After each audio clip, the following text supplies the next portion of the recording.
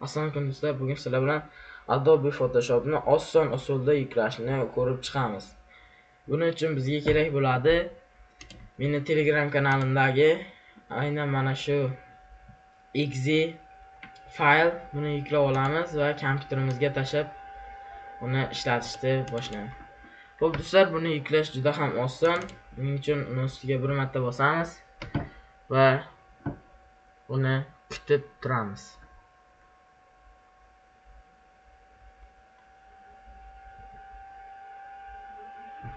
Agar mana shu videodan menga 100 ta like va 10 ta yangi obunachi kelsa, men Premiere Pro ni ham o'rnatishni o'rgataman.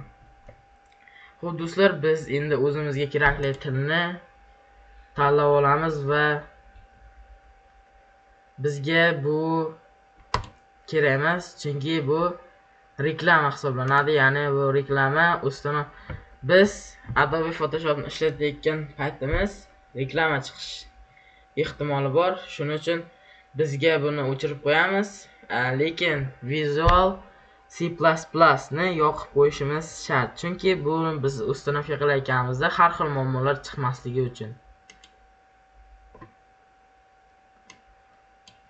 Bunda informatsiyasi ham bor, buni o'qib ko'rishimiz mumkin. Bizga hozircha bu kerak emas. Va ustanovkani boshlaymiz. Bizga hozirda o'zini fayllarni yuklayapti. Adobe Installer.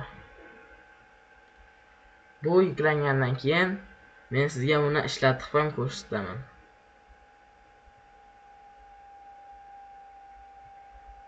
Yuklash jarayoni biroz vaqt oladi.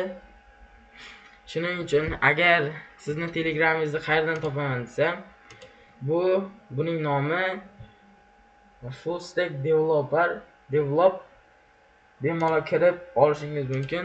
Bundan oldingi videodagi fayl ham bor, ya'ni GameLoop'ning fayli. Buni yuklab olishingiz ham mumkin. Bu Adobe Photoshop fayli.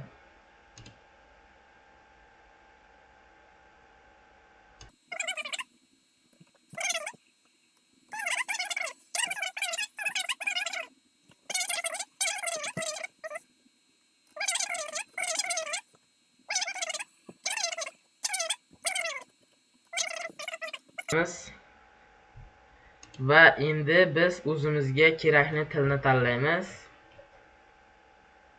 Ruscha bo'lgani yaxshi va o'zimizga kerakli faylni tanlaymiz. Men C diskimda joy kamligi uchun F diskini tanlayman va okni bosib bironta faylga tanlash kerak ekan. Program faylga tanlab va buni ustanovka qilishni boshlaymiz. Bizda yuklash jarayoni ketyapti. Buni versiyasi 15.1.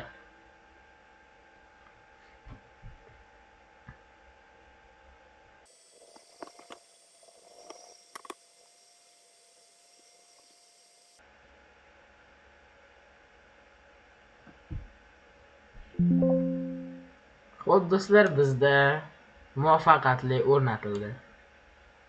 Ko'rib turishingiz mumkin, uстановчик завершил работу. Buni biz ishlatsak bo'ladi.